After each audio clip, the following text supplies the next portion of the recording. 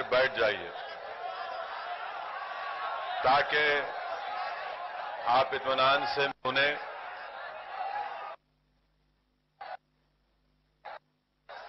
क्योंकि अगर काफी दूर से लोग भी आए हुए हैं, मुख्तलिफ मुकामात और मौज़ूआत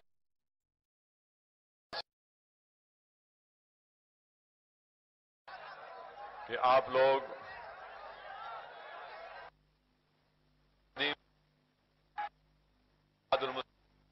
कामयाब करने के लिए यहां पर आए। खास तौर से मैं शुक्रगुजार हूं हमारे बुजुर्गों का कि उनकी सरपरस्ती और उनकी दुआएं हमारे साथ हैं।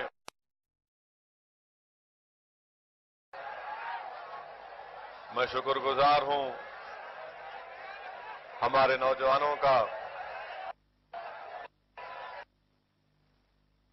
जिनका जोश जज्बा हमको और हिम्मत दिलाता है कि हम और मेहनत करें ताकि हमारे सामने जो चैलेंजेस हैं हम उसका अच्छी तरह मुकाबला कर सकें।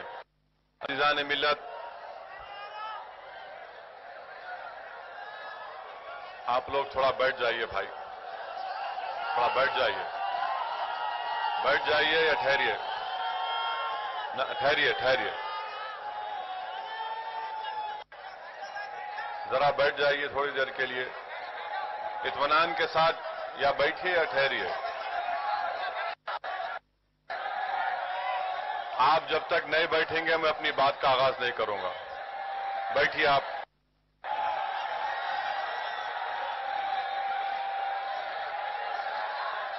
और आप पहले बैठ जाओ।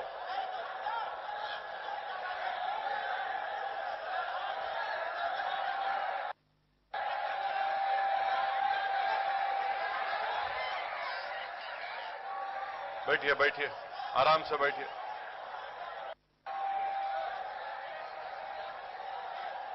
यहां भी बैठ जाइए, यहां बैठ जाइए, आराम से बैठिए। लोगों को दिखता नहीं, बैठ आराम से बैठिए।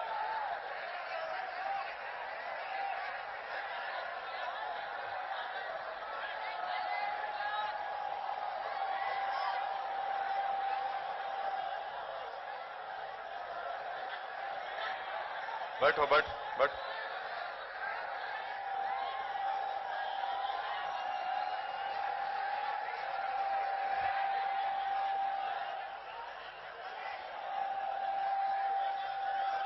बिस्मिल्लाहिर्रहमानिर्रहीम। मेरे अजीज दोस्तों,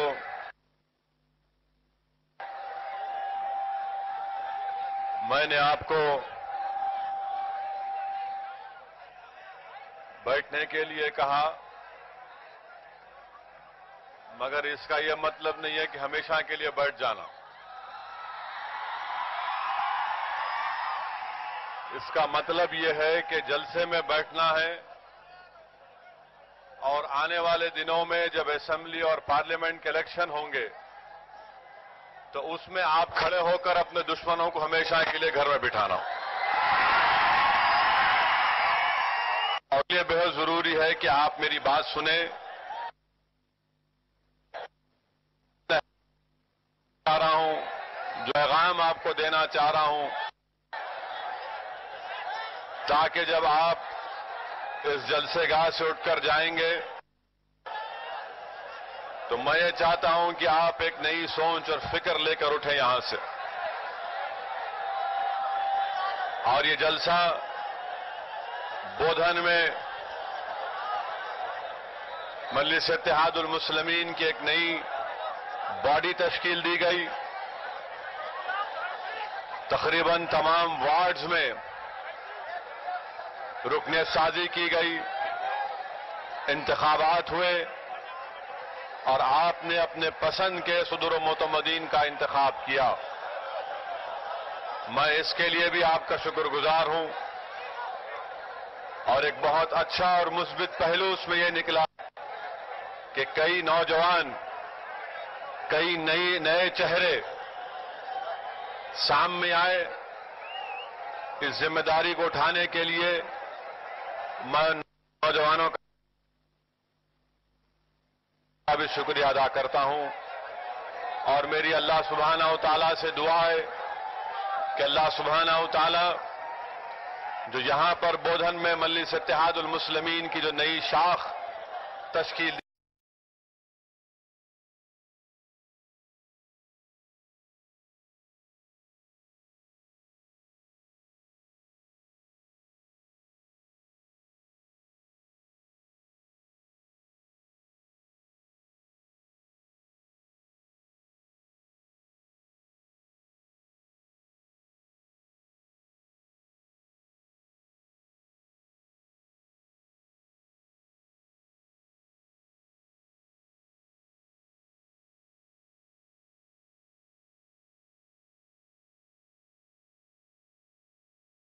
कोशिश कर रहा था, हमारे मुखालिफिन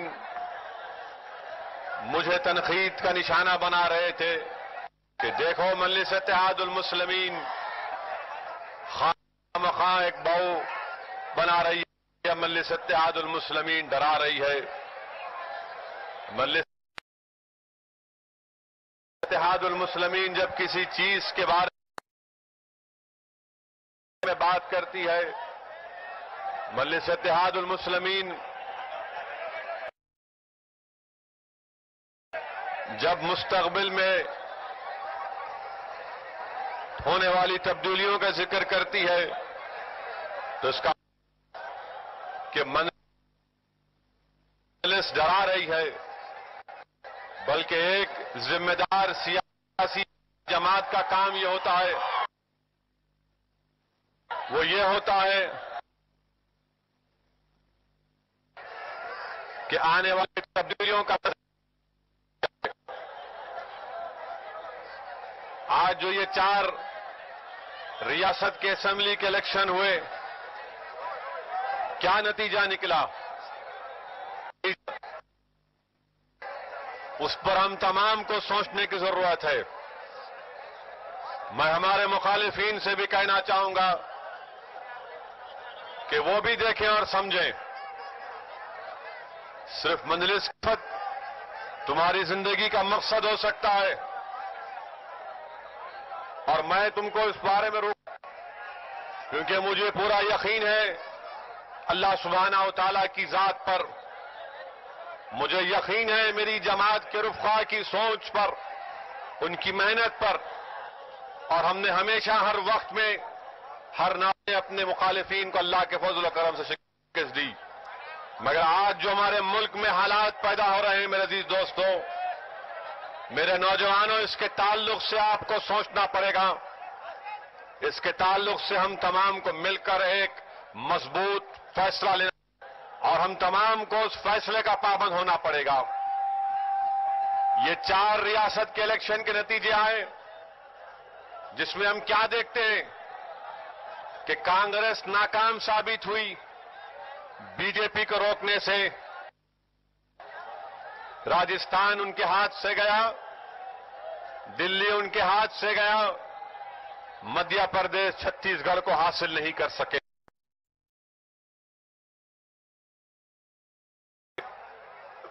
और मेरे अजीज दोस्तों, सबसे हैरत और अफसोसनाक बात यह है कि इन 4 रियासतों में करीब 590 असेंबली के सीटों के इंतखाबात और 590 में सिर्फ 8 मुसलमान जीत कर आए, जबकि अगर इन 4 रियासतों की आबादी, कुल आबादी को मिला दिया जाएगा तो मुस्लिम अक़लियत की आबादी करीब 7%, 7.5% के करीब होगी। आप अंदाजा लगाइए फिरका परस्ती कितनी उरूज पर है, कितनी उरूज पर फिरका परस्ती है कि हम 1% कामयाब होते हैं। और आज बीजेपी ये दावा कर रही है कि इन 4 रियासत के इलेक्शन में कामयाबी के बाद बीजेपी ये दावा कर रही है कि हिंदुस्तान में 2014 में वो अपनी हुकूमत को बनाएगी। मैं बीजेपी से कहना चाहूंगा कि बीजेपी वालों, तुम कोशिश कर रहे हो, हम जानते हो, मगर मुझे हिंदुस्तान की आवाम पर पूरा भरोसा है। हमारी आवाम हरगिज़ ऐसे शख्स को कामयाब नहीं करेगी जिसकी सोच और फिक्र में, जिसके सोचने और अमल करने के अंदाज में, उसमें और हिटलर में कोई फर्क नहीं, जो खुद एक फैशिस्ट है, जिसके ज़ेरे क़ियादत गुजरात की सरजमीन पर हमारे खून की होली खेली गई, हिंदुस्तानियों का कत्लेआम वहां पर हुआ। मैं नहीं समझता इंशाअल्लाह ताला कि हमारे मुल्क की आवाम ऐसे शख्स को इख्तिदार देगी।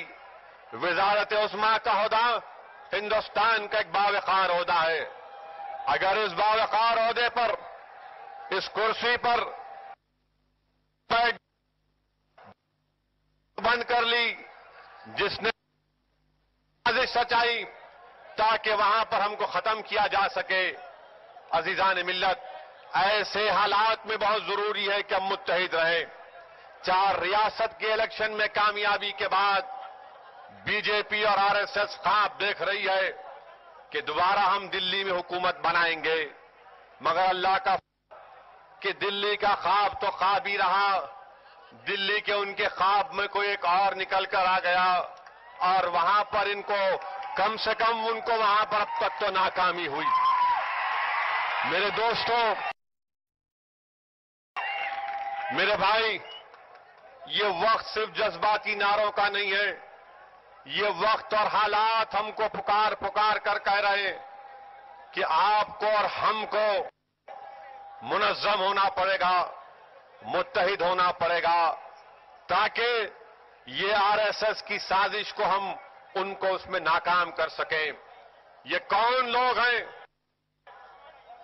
क्या आप नहीं जानते कौन लोग हैं जो आज सरदार पटेल को अपना हीरो मानते हैं, जो सरदार पटेल के नाम पर के 2.5 किलोमीटर दौड़ो ताकि हम मुत्तहिद हो सके? मेरे अजीज दोस्तों, दौड़ने से मुल्क में इत्तेहाद नहीं पैदा हो सकता, किसी के नाम पर दौड़ने से मुल्क में इत्तेहाद नहीं पैदा हो सकता।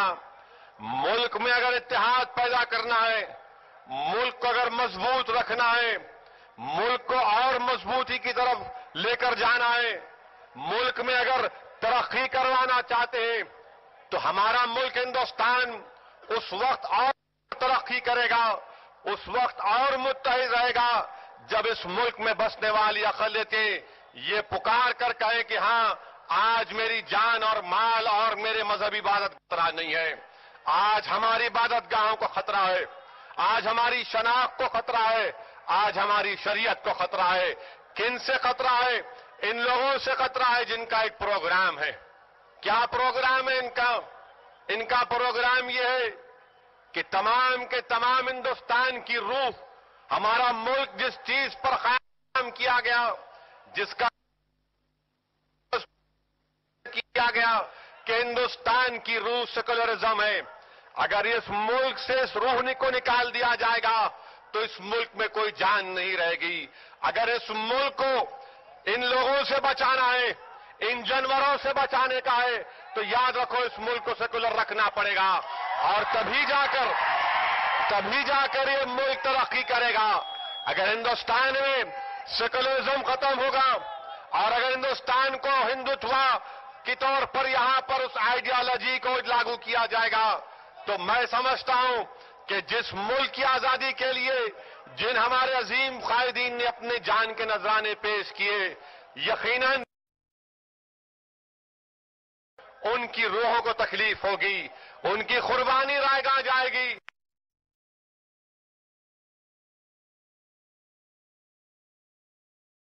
अगर ये मुल्क सेकुलर नहीं रहेगा। आज आरएसएस यही चाहती है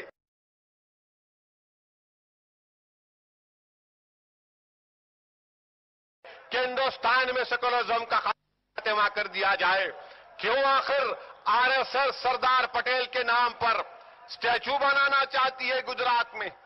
आप अंदाजा कर सकते हैं कि गुजरात में 2,500 करोड़ की लागत का 560 फीट के ऊपर मुश्तमिल सरदार वल्लभ भाई पटेल का स्टैचू बनाया जाएगा। बनाना चाहते हैं, इसलिए बनाना चाहते हैं। मैं आज खोल खोल कर तुम्हारे सामने कह रहा हूं कि हम अगर सरदार पटेल की मुखालिफत करते हैं तो इसलिए करते हैं कि सरदार पटेल एक फिरका परस्त शख्स था। सरदार पटेल एक कम्युनल आदमी था। सरदार पटेल हिंदुत्व की आइडियोलॉजी को मानने वाला था। सरदार पटेल में और गोलवालकर में कोई फर्क नहीं है। आज लोग, ये संघ परिवार के लोग सरदार पटेल के नाम पर नौजवानों से कह रहे हैं, हमारे मुल्क के नौजवानों से कह रहे हैं कि भाग यूनिटी के लिए, मुल्क को मजबूत करने के लिए। मैं मेरे नौजवान दोस्तों से कहना चाह रहा हूं, जो नहीं जानते सरदार पटेल को तो जान लो। मैं तुमसे कह रहा हूं कि वो शख्स है जिसने आजादी में पहले, खुद महात्मा गांधी ने अपनी किताब में लिखा कि सरदार पटेल ने आकर महात्मा गांधी से कहा कि अब आजाद हिंदुस्तान में जो कैबिनेट बनने वाली है, उस कैबिनेट में मौलाना अबुल कलाम आजाद रहमतुल्लाह अलैह को कैबिनेट में नहीं लेना चाहिए। बताइए, क्या ये मैं नहीं कह रहा हूं? ये कौन कह रहे? खुद महात्मा गांधी अपनी किताब में कह रहे कि सरदार ने मुझसे आकर कहा। खुद किताबों में आया और तारीख से इस बात को हम साबित कर सकते हैं कि यही मौलाना अबुल कलाम आजाद जब कलकत्ता में मुस्लिम कॉन्फ्रेंस लिए आजादी के बाद,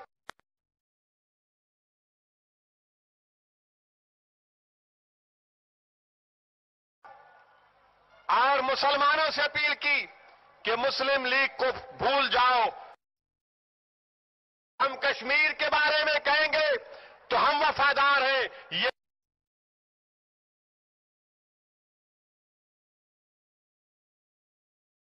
बात सरदार पटेल ने कही थी, ये तारीख में लिखा हुआ, इसको कोई झुटला नहीं सकता।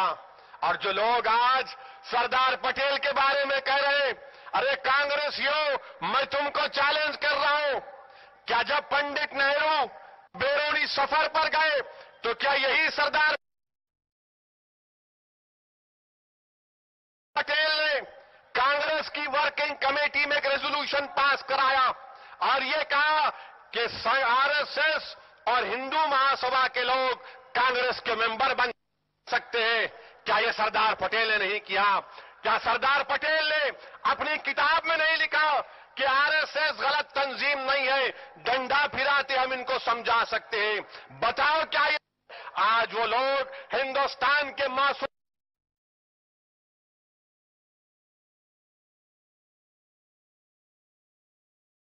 नौजवानों से कह रहे हैं कि भागो सरदार पटेल के नाम पर? नौजवानों, मैं तुमसे मुखातिब हूं, तुमसे कह रहा हूं कि ये तारीख में ये तमाम हकीकत है, ये इस पर कोई बयान नहीं करता, कोई जिक्र नहीं करता।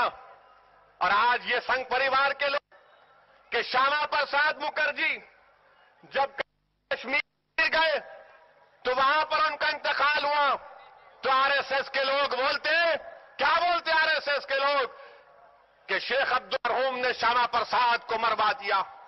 अजीजान मिल्लत, मैं तुमसे जब बात कहने जा रहा हूं, मैं ये सिर्फ मेरी बात इस जलसे में मौजूद आवाम से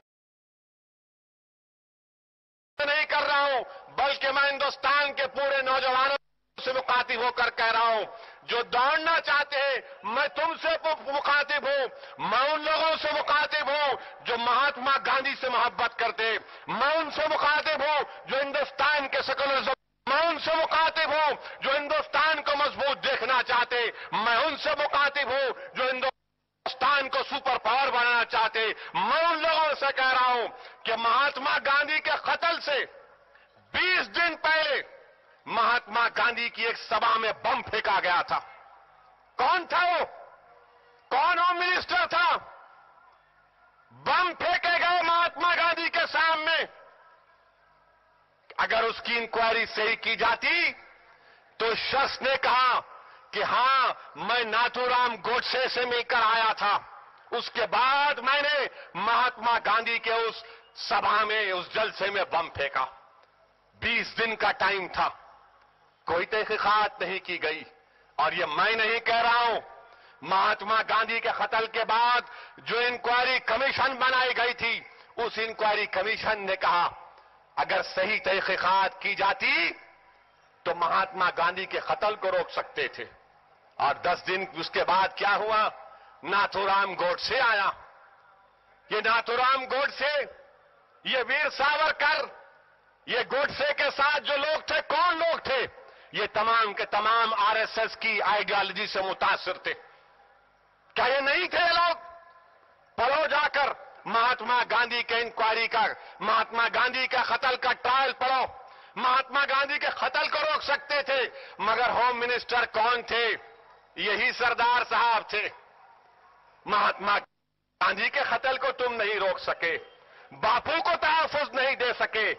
आज इसीलिए तारीख में आया कि जयप्रकाश नारायण ने खड़े होकर कहा, जयप्रकाश नारायण ने खड़े होकर कहा मैं हिंदुस्तान की होम मिनिस्ट्री में एक फिरका परस्त शख्स को नहीं देखना चाहता। बताइए आप, आज उनके नौजवानों से कह रहे हैं कि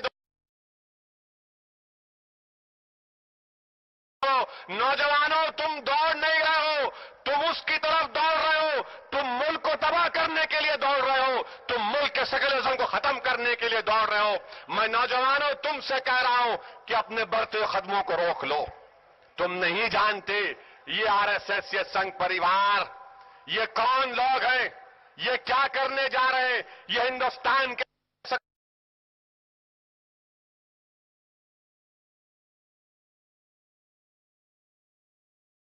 सेकुलरिज्म के दुश्मन, ये हिंदुस्तान को सेकुलर नहीं देखना चाहते।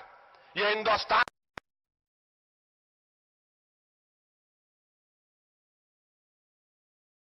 दलितों की बस्तियों में घर नहीं है, रोड नहीं है, पीने के पानी, मगर जो दुनिया में नहीं है 2,500 करोड़ उनके लिए खर्चा करेंगे।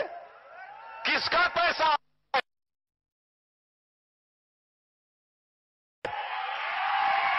अवाम का पैसा है।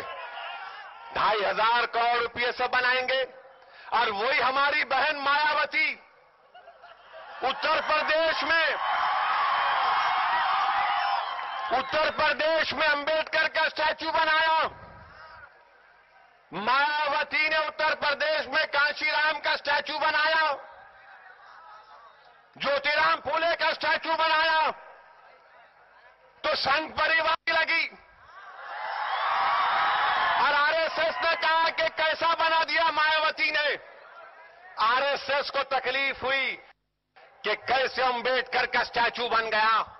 और हमारी बहन मायावती ने क्या किया, जब इन्होंने ऐसा कहा तो मायावती ने कहा अच्छा मेरा भी स्टैच्यू बना देती हूं। अब ये बोल रहे हैं कि हम पटेल का 2,500 करोड़ रुपये खर्चा करेंगे। किस लिए करेंगे मेरे भाई?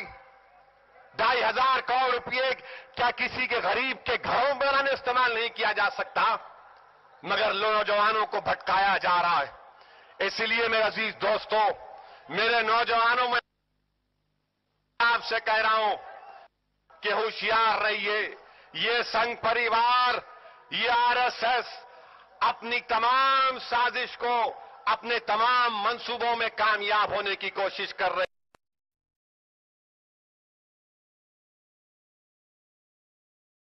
हैं।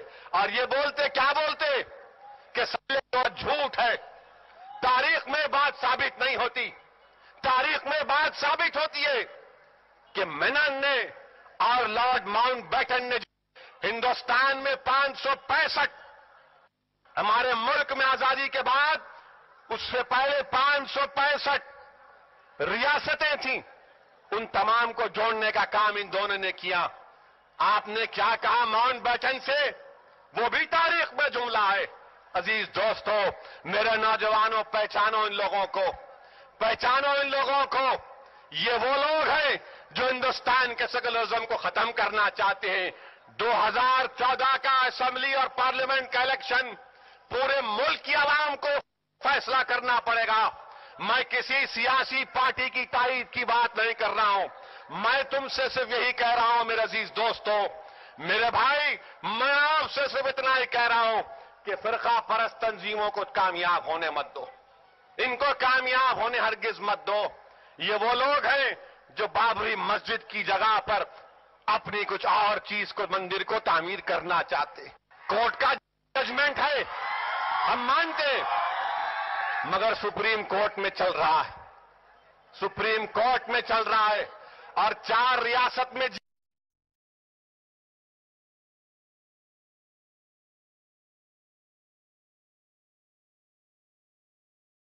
जीतने के बाद बीजेपी संघ परिवार के मुंह में लड्डू फूट गए और ये समझ रहे कि अब तो पूरा काम हो गया। नहीं, तुमने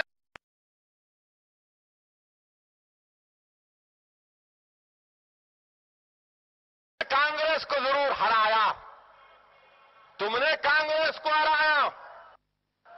कांग्रेस में दमखम नहीं था वहां पर तुमसे मुकाबला करने के लिए। कांग्रेस में हम में फर्क है और वो फर्क ये है कि हम ठहर कर तुम्हारा मुकाबला करते आए। हम 65 साल से तुम्हारा मुकाबला करते आए। हमने कभी तुमको पीठ नहीं दिखाई, बल्कि कई मरतबा दिखाकर मैदान छोड़ना पड़ा। मैं तुमसे आज कह रहा हूं कि जमहूरी अंदाज में इंशाअल्लाह ताला आंध्र प्रदेश, महाराष्ट्र और कर्नाटका में जहां पर मजलिस इत्तेहादुल मुस्लिमीन की यूनिट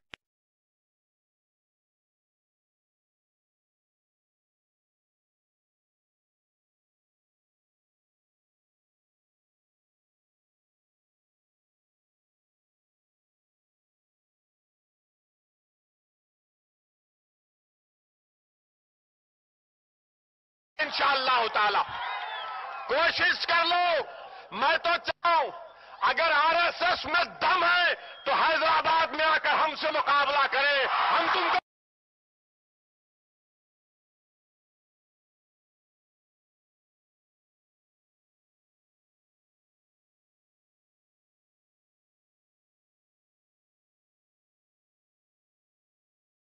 बताएंगे क्या होगा। आओ आकर हमसे मुकाबला करो। मगर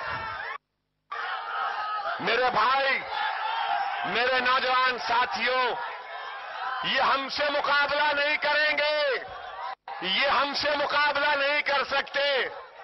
इनके पास किसको लेके आएंगे? इनके पास इनकी सफों में जो ईमान फरोश हैं, जो जमीर फरोश हैं, जो मीर जाफर और मीर सादिक के लुत्फे से पैदा हुए, इनको लाके खड़ा करेंगे हमारे सामने। इनको लाकर खड़ा करेंगे। ठीक है, आइए आप अपनी नाजायज औलाद को भी खड़ा कर लो। इन अल्लाह की जात पर हमको पूरा भरोसा है कि अल्लाह तुमको शिकस्त देगा। मगर मेरे अजीज दोस्तों, मेरे नौजवानों, मेरे बुजुर्गों, मेरी और बहनों, हमको इत्तेहाद का बेहतरीन सबूत देना पड़ेगा। हमको इत्तेहाद का बेहतरीन सबूत देना पड़ेगा। आप देखिए, आज कांग्रेस कांग्रेस बोलते थे, क्या हुआ कांग्रेस को? कहां गया कांग्रेस? मुकाबला नहीं कर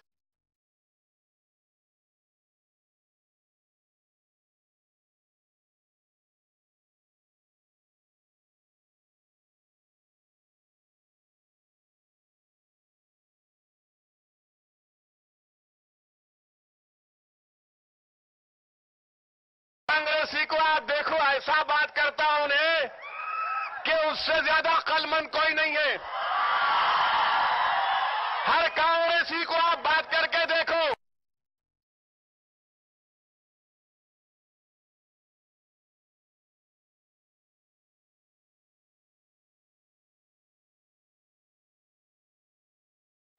उन्हें बोलता सारी दुनिया का इल्म मेरे को है, किसको भी नहीं है। ऐसा नहीं है प्यारे।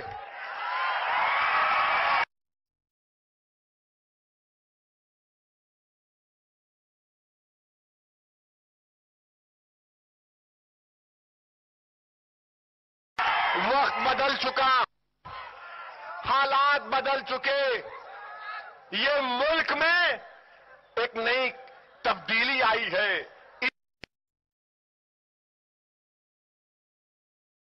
टांग ऊपर,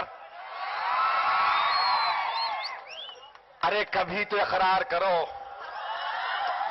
कभी तो इकरार कर लो, मगर नहीं, आप इकरार नहीं करेंगे, ठीक है, मगर अजीज दोस्तों, ये मुल्क हमारा है, ये मुल्क को बचाना हमारी जिम्मेदारी है, इस मुल्क के सेकुलरिज्म का तहफ्फुज करना हमारी जिम्मेदारी।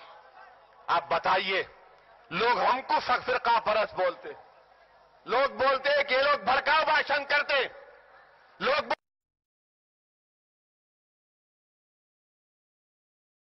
बोलते हैं कि मजलिस के जलसों में मजलिस के कायदीन फिरका परस्ती की बात करते। अरे मैं तुमसे सवाल करना चाह रहा हूं, 590 के असेंबली के इलेक्शन में सीटों पर इलेक्शन हुआ, सिर्फ 8 क्यों कामयाब हुए मेरे भाई?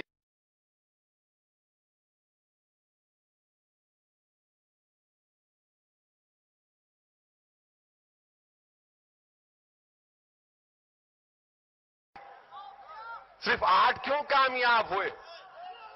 और फिर दिल्ली में 8 का कांग्रेस के कामयाब हुए, 8 कांग्रेस के। किसी ने अच्छा जोक लिखकर भेजाया मुझे कि दिल्ली में कांग्रेस के जितने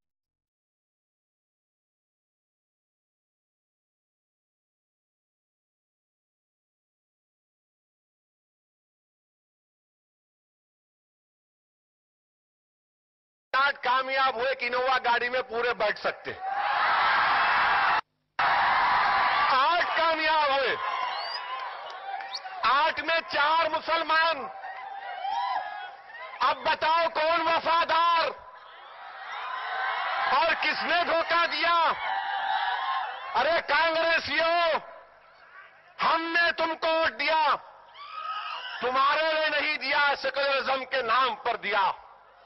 अगर आज वहां पर 4 मुसलमान कामयाब हुए तो हमारे वोटों की वजह से, और अगर उन चारों में से 2 और कामयाब हुए तो हमारी वजह से।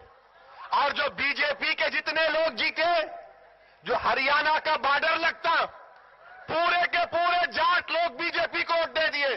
अब बताओ क्या सेकुलरिज्म है ये?